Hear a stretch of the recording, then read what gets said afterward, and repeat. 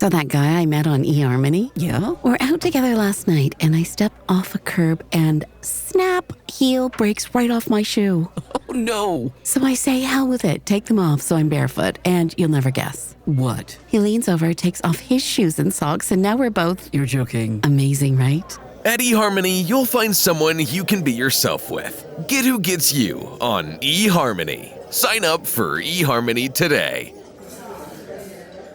Do you think you'd be able to navigate future health challenges and make wellness choices that pay dividends for decades to come better if you were more in tune with your intuition? How can you tap into that power more and actually be able to trust it to help you age at an elite level?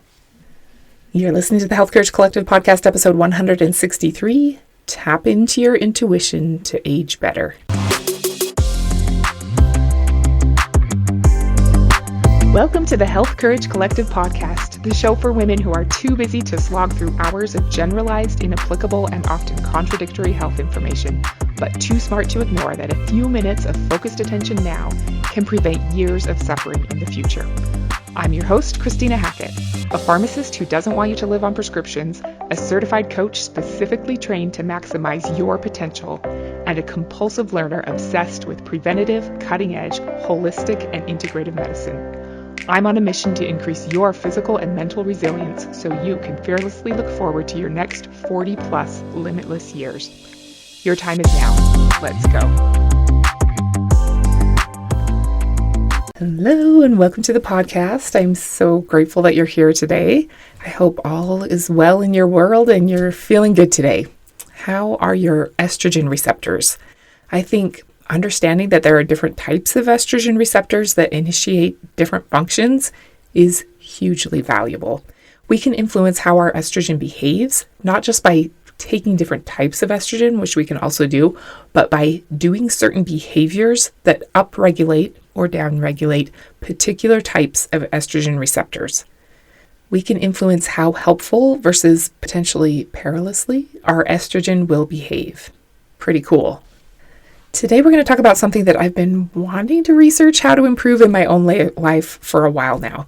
I feel like one of our many unique advantages as women is that we tend to have the potential for superior intuition, but it's not something our society tends to value or encourage the development of.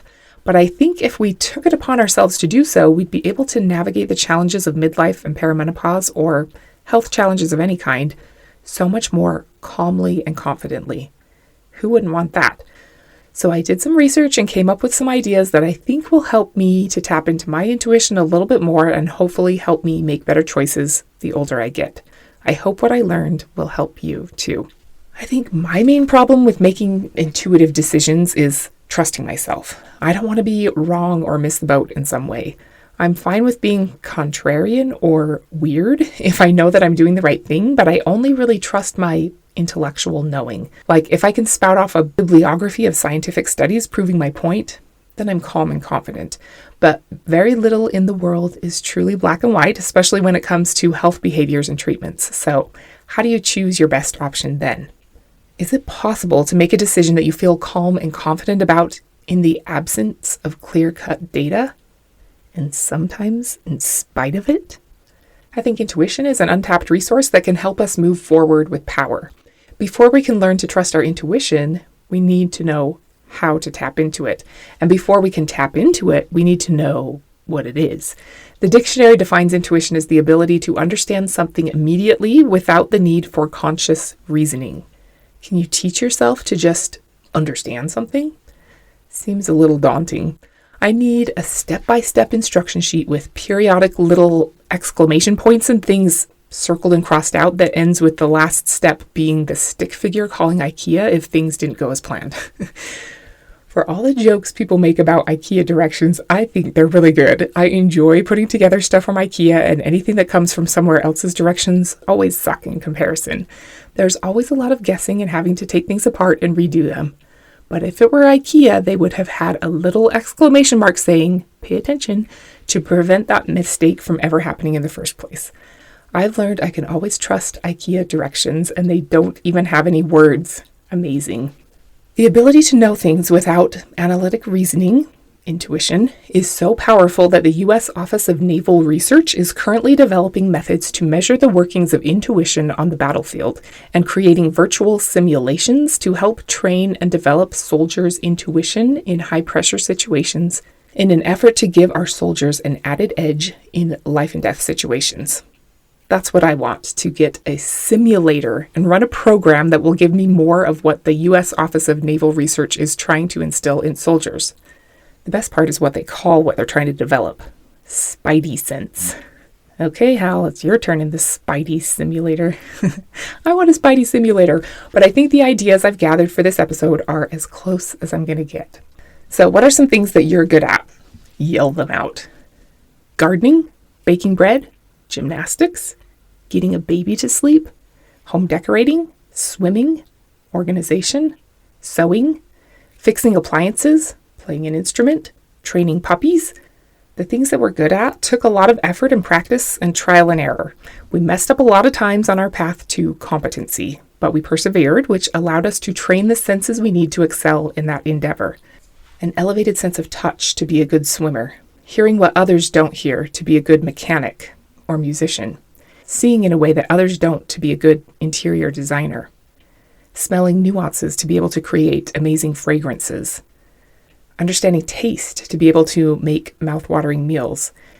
It not only took a while, but those of you who are better than most at certain skills are probably not even able to articulate what exactly you're smelling or seeing or feeling. You just know. This kept making me think of bread making. I have sourdough starter that I've kept going for many years and make things from fairly regularly.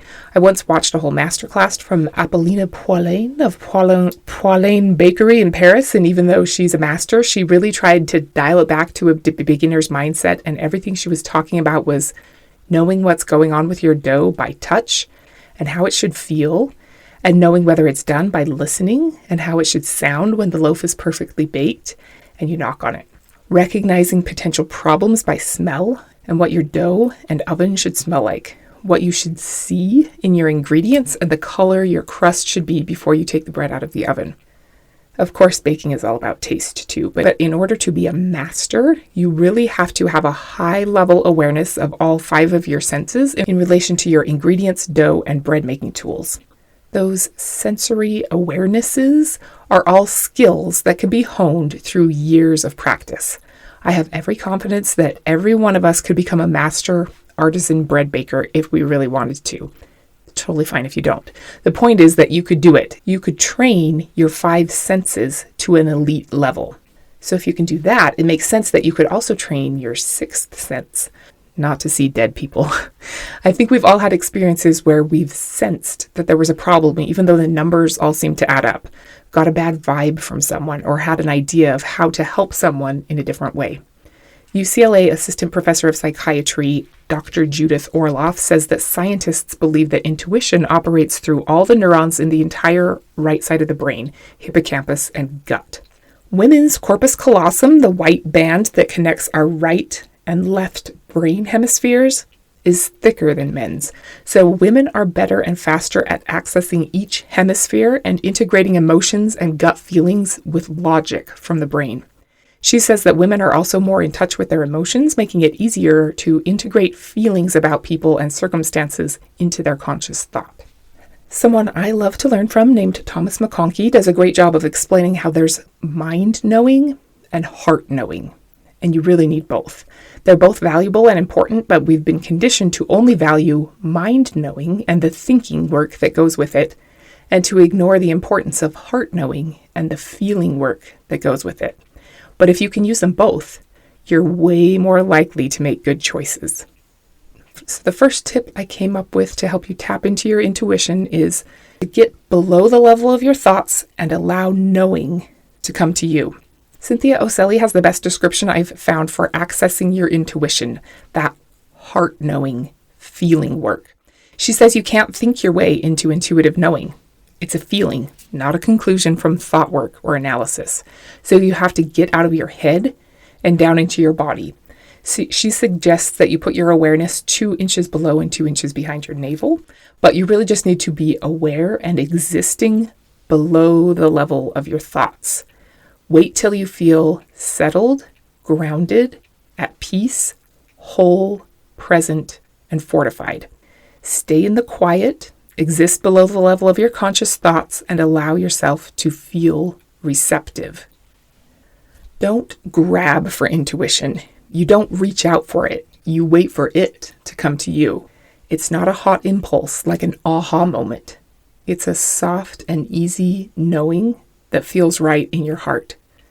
We're going to come back to a homework assignment from Cynthia in a few minutes, but I thought her description of what intuition feels like was super helpful. When you're in your body instead of in your head, pay special attention to your gut. It's no accident that we use the term gut feeling because your gut has an entire network of neurons and neurotransmitters that act like a second brain. Also pay attention to your energy. What feels energizing? What feels draining? I love what Marie Forleo teaches about making decisions. She says to think about both options and pay attention to how you feel. Which option feels expansive? What feels contractive? Choosing the option that makes you feel expansive and light and avoiding things that make you feel contracted, intense, and heavy is really solid advice. It's a feeling, not a thought. Tip number 2 is get moving and physically grounded. Sonia Choquette wrote a book called Trust Your Vibes, and rather than calling your sixth sense your spidey sense, she calls it your vibes. She says not only is being physically grounded a solid requirement for tuning into your vibes, it's also an instant antidote for obsession or worry. Whenever you find yourself overly concerned or unable to stop thinking about something, immediately go outside and walk, or better yet, run around the block to disrupt the toxic trance you're in. I've never known anyone to find answers from thinking things to death, but I have known people who gained peaceful insights and grand solutions while strolling through the park. End quote. So that's our second tip. Feel yourself physically grounded to the earth and get moving, especially if you're stuck in a thought loop. Tip number 3 is to take good care of your physical body. She also says amazing things happen when you get enough sleep, eat properly, and take it easy. Your nerve endings relax and your spirit, or the sixth sensory part of you, rejuvenates and begins to shine light on your path. This is what happens when we say that a person shines or radiates, and it's why we draw a light bulb over someone's head to demonstrate inspiration. End quote. So that's our third step in our instruction booklet. Taking care of your physical body by giving your cells and organs what they need to thrive improves your access to your sixth sense and raises your vibes. Our fourth tip is also from Sonia Choquette, who says, if you want to learn to trust your vibes, you must maintain a peaceful and relatively calm attitude. When you're tense, nervous, or anxious, your energy gets tangled up and blocked and can't enter your heart center, where your higher self and your vibes communicate. Excessive adrenaline is to your intuition what kryptonite is to Superman. End quote. So that's our fourth thing. Get out of fight or flight mode. Obviously, it's not easy to stay calm amidst chaos, but you won't have good access to your intuition if you're hopped up on adrenaline. This is an important one for soldiers to master if they want to up their spidey senses. Luckily, there's a lot of wisdom to be gained from the Navy SEALs about this. Former Navy SEAL Commander Mark Devine says that what makes Navy SEALs elite is their ability to simplify the battlefield amidst the chaos of war. They're taught to simplify everything and maintain what he calls front sight focus. Don't focus on or worry about anything except what is in your front sight right now. Only this micro mission matters right now. Execute with excellence, then move on to the next micro mission. Mark Devine also says in his book, Unbeatable Mind, in a crunch situation, I recommend you collapse your concentration to your breathing while maintaining a relaxed awareness of the surroundings. Breathing deeply will greatly reduce the stress, slow your heart rate, and bring your nervous system back into balance. Then you can make better decisions in the midst of the chaos, danger, or debilitating effect of fear. The level of control over your physiology and psychology I'm talking about must be practiced and habituated until it becomes a routine skill. End quote. Sonia says breathing deeply is not only the key to remaining calm, but also instantly connects us to higher vibes. Our fifth tip for accessing our intuition more is to get out of the past. Sonia Choquette says, Dwelling on the past is perhaps one of the greatest obstacles to spirit. The more we focus on or even glamorize what happened to us yesterday, especially how unfair or unpleasant it was, the more we guarantee that we'll miss the subtle divine guidance being relayed to us at the moment." End quote. I think this is true whether you're telling a story of victimization to yourself or others, or sensationalizing your glory days as a way to feel bad about things as they are now, or you're just living from a place of regret. Esther and Jerry Hicks have a cute little metaphor in their book, Money and the Law of Attraction. They say that when your gas gauge is on empty, do you stare at it in horror, sobbing, "Oh, why did this happen to me? Why, oh, why did I let it come to this again? What's wrong with me? What have I become?" Or do you just turn into the gas station and fill up? Cute, right? There's no emotion in having to refuel our car, but we can put so much emotion into wondering whether we spent our past time and energy optimally, or wishing we had done something differently. Doing that is going to prevent you from tapping into the power of your intuition. One more quick quote I thought might be helpful for this tip is from Raymond Charles Baker, who said, "The decision to let go of that which has completed its course in your experience is even more important than the decision to welcome new ideas. You cannot walk forward by looking backward. New wine cannot be put into old bottles, for the Bible states that the old bottles will break. You intuitively know what should depart from your life." End quote. Don't try to walk forward by looking backward. You'll probably trip and fall. Okay, number 6, allow for divine timing. Back to Sonia Choquette. She says, "Timing is the divine's way of again reminding us that we co-create with the universe. We aren't doing it alone. We plant, water, and weed the seeds of creativity, but we don't have the power to make them grow, let alone grow according to our schedule. How it all unfolds is up to God. God's wisdom will fulfill our deepest intentions once we set them in motion. Our part is to create the perfect conditions for the universe to flow through us, much like our job is to create the perfect conditions for the garden to grow. But that's all we can do. God flows through us and develops our gardens according to his own timetable. And thank goodness for that, because God knows and grows better than we do." End quote. I'm certainly not fond of being patient, but you really can't force intuition or results to come to you, which feels a bit disempowering until you realize that it's not your job anyway. You can't possibly force seeds to grow. Your job is just to create the perfect conditions for something miraculous to happen. What seed are you trying to force to sprout in your life? Healing from an illness? Having a more positive outlook? Consistently eating optimal fuel for your cellular health? Reducing chronic pain? Your job is just to create the optimal conditions in which that may occur. So how might you do that? Daniel Pink has a whole book about timing. You've probably heard before that the judge is more likely to grant you parole in the morning or just after lunch than at the end of the day or the end of a long morning. Kids' school test scores are worse in the afternoon than the morning, unless they're able to have a period of active free play before the afternoon test. So I would propose that there are also more optimal times during your day to access your intuition as well. Times when you're more refreshed and calmly alert, more receptive and tuned in. So that matters too. Okay, number 7 is to closely control your inputs. I think anytime you want to access your inner knowing, you need to be able to shut off the incessant chatter that's constantly droning on and on and on. I think this is good to do on the regular, but especially if you're having a health or other challenge where you want to tap into intuitive guidance. Solitude, if not physically, at least mentally, is critical.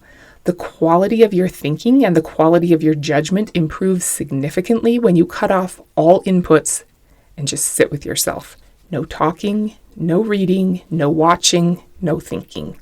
Another thing that I think could be helpful would be to selectively choose a few inputs before you cut off all contact with the outside world. Listen to inspirational music or read a spiritual text in preparation. Think healing thoughts or look at creative artwork. For me, I think Shinrin-yoku is a great sensory input. We've talked about it before, but if you forgot, that's the Japanese word for forest bathing. I love the idea of immersing yourself in nature. Forest bathing. That's a great way to prime yourself for inspiration. Even laughing, so finding something really funny to experience, is a helpful primer to get into the right frame of mind, especially if you're looking for guidance about a topic that feels serious or threatening, as health-related topics often do. My 8th tip is one that I didn't find in anyone else's advice. It just seems like a good idea to me. If you want better answers, ask better questions. I think prayer, both the talking to God part and the listening for the response part, are extremely helpful for finding the guidance you need. Prayer can look 100 different ways, and that's totally fine, but the act of communicating with a life force larger than yours can be powerful, and finding ways to ask more potent questions will help you get more effective answers. While intuition exists separate from conscious reasoning, I think we can prime ourselves for intuitive answers and insights to emerge by consciously asking ourselves more empowering questions. We talked all about empowering questions way back in episode 27, Affirmations Don't Work. I even have a free MP3 of empowering questions you can listen to reprogram your subconscious. I'll put a link to that in the show notes if you want to grab it for free. The gist of that episode is that most of us go through life asking ourselves disempowering questions without realizing it. Why can't I do anything right? Why is eating healthy so hard? Why can she lose fat and gain muscle, but I can't? Why do I never get a lucky break? Why am I cursed with bad genes? Questions beg to be answered, so our brains start to answer those questions and believe that those answers are just the truth. But if we flip, why can't I do anything right, to why do I consistently make good decisions? Why is eating healthy so hard, to why is it easy for me to prepare healthy and pleasurable food? And why am I so out of shape, to why do I enjoy moving my body so much? We subconsciously get empowering answers that also feel like the truth. So if you're facing a health challenge or decision and would love some intuitive enlightenment, make sure you're seeking a good answer to a good question. How can this health challenge be beneficial to me and those I love? How can I play this role well? What can I learn from this? What can I do to come out of this stronger on the other side? How can this be the best thing that ever happened to me? What can I do to give myself a 99% chance of being in the 10% of people who overcome this health condition? What thoughts do people who genuinely love vegetables think? What if going to the gym was the most enjoyable part of my day? What's my highest leverage move right now? What's the one thing I can do such that by doing it, everything else will become easier or unnecessary? That's from the book, The One Thing by Gary Keller. The point is that when you're seeking an intuitive answer to an important question in your life, make sure you're asking an empowering question, one where you're playing to win, not just playing not to lose. All right, our last tip, number 9, for accessing more power from your intuition is the same way you get better at anything. You have to practice. Sonia Choquette says, follow your physical flexibility exercises with some mental flexibility stretches. Invite your sixth sense to influence you by asking your spirit what it wants to do. If it wants to speak up, speak up. If it wants to be quiet, be quiet. If it wants to go on an adventure, go. Say yes to all your intuitive impulses and be curious where they'll lead you. Take a new route to work. Wear something completely different. Consider a new pair of glasses or get a new haircut. Try a new restaurant. Go for a no-destination drive or turn on some exciting music and dance just for the sake of exploring a new you. End quote. Cynthia Ocelli, who gave that great description I talked about in tip 1 about how to get out of your head and into your body and to sit in a quiet place of receptivity and wait for that easy feeling that you know something is right, had this advice. She said that since it's so hard to learn to know how to trust your intuition, to start when the consequences are really low. When you have to make a really low stakes decision, ask yourself what the answer is and remember what it felt like. Then write it down and go about your life as usual. Then go back and check your answer. See where you were wrong and what that felt like, and where you were right and what that felt like. She says that it's scary to trust yourself deeply, and I'd agree with that. But once you've practiced with some low stakes decisions, it's a little easier to soften and surrender to who you really are. Practicing your intuition helps you to connect yourself on a regular basis and get more confident about your insights. You'll start to remember what it feels like in your body when you intuitively know something. That heart knowing that Thomas McConkie talks about. Accessing your feelings about something rather than exclusively your knowledge about it. Pretty powerful stuff. So those are my 9 tips. What do you think? I learned so much more good stuff. It was hard to whittle it down to this, but I hope that they give you some helpful ideas of how to tap into the power of your intuition a little bit more. Whether it's a scary diagnosis, the arrival of some unexplained symptoms, a healthcare provider that's brushing off something that feels important to you, conflicting health advice, or trouble getting yourself to be consistent doing what you know you should do to age at an elite level, your intuition can be a powerful ally to help steer you toward a life where you're able to live bigger and shine brighter as you get older. So I hope you access it a little more often. Remember, the ways to boost your intuition were: get below the level of your thoughts and allow knowing to come to you. Get moving and feel physically grounded. Take good care of your physical body. Get out of fight or flight mode. Get out of the past. Allow for divine timing. Closely control your inputs. Ask better questions. And most importantly, practice using your intuition, starting with low-stakes decisions. I'll end with a quote. Since I gathered information from so many sources, I don't know who said this, which pretty much never happens because I usually keep good track of it all, but I tried searching it every which way and I can't tell. So it's an unknown quote that a real person said somewhat recently, but I don't know who. All intelligence abides in your consciousness and awaits your call upon it. You may say that you do not know what to do, but at the center of your mind is the clearer decision you should make. It's right there. End quote. Next week, we're going to talk about things I've changed my mind about. Until then, develop freakishly strong spidey senses and don't be normal. Thank you so much for tuning into the Health Courage Collective podcast. I am truly honored that you have paid me the enormous compliment of your time and attention. I would be so grateful if you would share this podcast with someone you know and subscribe so you never miss an episode. This podcast is for entertainment and information purposes only.